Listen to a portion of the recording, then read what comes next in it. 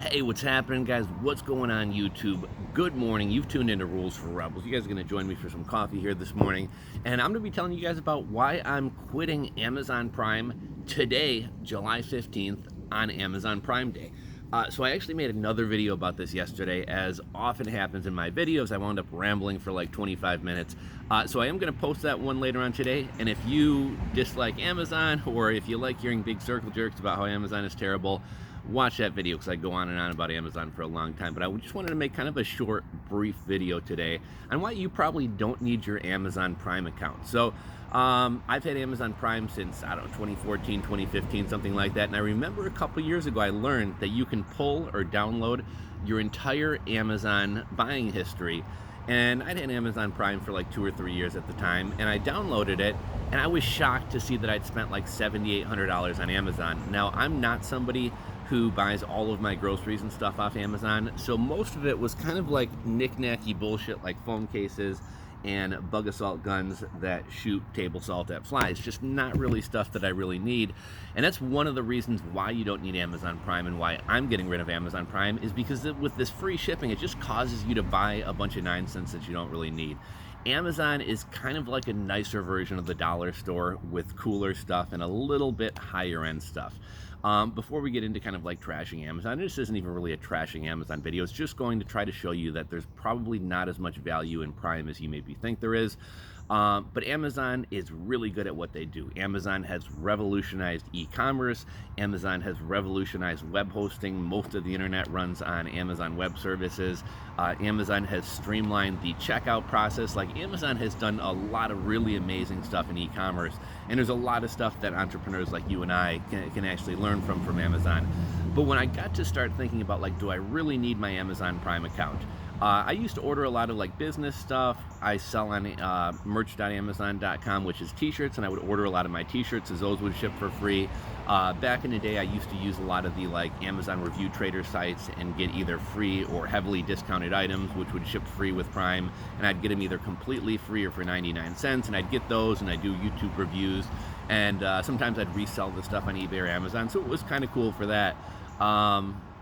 But I got to thinking recently, like, do I really need my Amazon Prime account? When I first signed up, I think it was like $79 a year. Now it's gone up to $120 a year. If you pay monthly, you're going to be paying almost $150 a year. I think it's $12 or $12.99 a month, which comes to about $150 a year as opposed to the $120 a year. However, getting into like, do I really need Amazon Prime? So here's the first thing you got to think about. If you know, one of my things when I was thinking about, I've been thinking about quitting Amazon Prime for a while. When I first started thinking about it, I was like, well, you know, if I order like a big dog gate or a dog crate or a bed, all things which I've ordered on Amazon in the past, I'm like, these are really heavy items, and just ordering 2 or 3 heavy items over the course of a year could probably wind up costing in shipping what the Prime membership costs. Maybe it's worth keeping that Prime membership. However, a lot of people either don't know this or don't think about this, but any purchase on Amazon of over $25 automatically qualifies for free shipping. So what you can do, if you're ordering larger, heavier stuff, it's probably going to be more expensive in the first place, and you're going to wind up getting shipping for free anyways. However, even if you're ordering smaller, lighter stuff, the other day I ordered 4 or 5 bottles of vitamins and supplements and things like that. And you know, I have Prime, so it shipped for free. But even if I didn't have Prime, if you just plan and order a couple things together, as opposed to ordering one random knick-knack thing like a phone case or a running waist fanny pack or whatever, if you order a couple things at once as opposed to one thing at a time, you're going to get free shipping anyway. So you probably don't need that Prime shipping. And personally, I found that, well, I spent like $3,700 in 2016 and quite a bit in 2017. 2018, almost all my purchases were just my own t-shirts that I was buying to boost them on merch.amazon.com. And this year, I looked at my account history this year, and this year I think I spent like $500. Most of it's been t-shirts. I think I've had 2 or 3 legitimate purchases this year. And I think those purchases were some like Wiz Khalifa rolling papers, which I could have gotten at the gas station. I didn't really need to buy on Amazon. I got some Keurig K-Pods. That's one of the few things on Amazon that are actually like a legitimate discount. I think I can get like a 6-pack of Keurig K-Pods for significantly cheaper than I can buy them at the grocery store for, but those are $35. So even if I didn't have Prime, those would ship for free.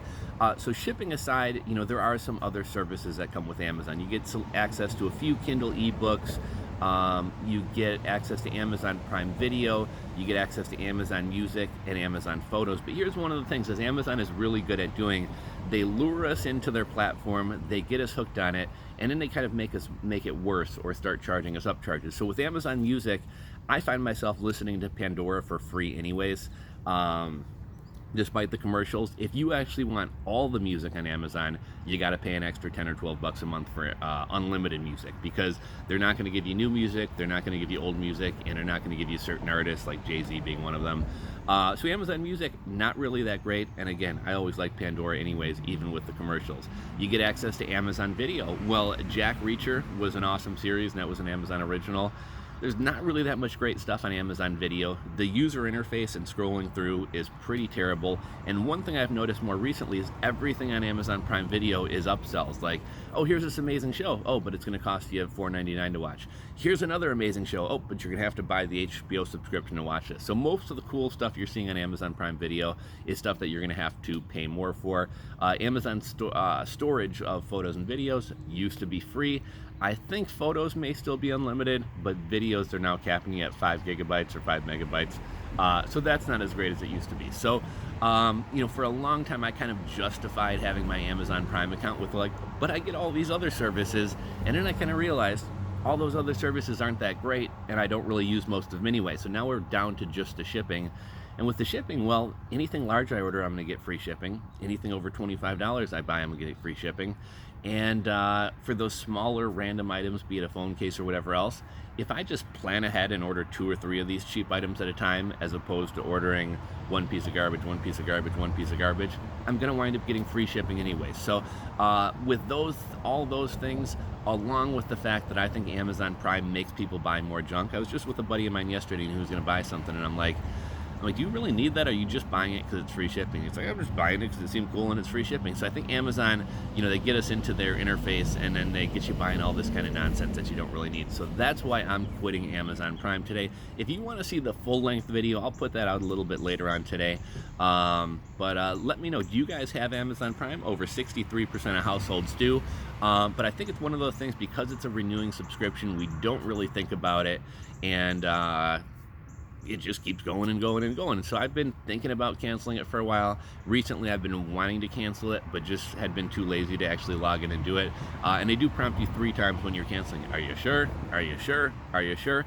And yes, you will get to use your Prime account for the rest of the period that you paid up or bought it for. So if you still have 9 months left on your Prime, you still get to use that 9 months left on your Prime. But today, Amazon Prime Day, I'm finally getting around to canceling my Prime subscription. And one last thing to mention, I think with, back in the day, Amazon Prime was very unique in what they did. Walmart, Target, and a lot of other businesses are competing with the free shipping game, the pick it up in store, the get it delivered same day or next day. So there's a lot more options out there that you don't have to pay $120 a year to gain access to. So that's why I'm quitting. Let me know your thoughts. Do you need yours? Do you not need yours? Are you going to be shopping on Prime Day? Would love to hear from you. Drop a comment below. If you're not subscribed, or if you enjoyed this video, give it a thumbs up. If you're not subscribed, hit that subscribe button down below, and we'll catch you on the next one.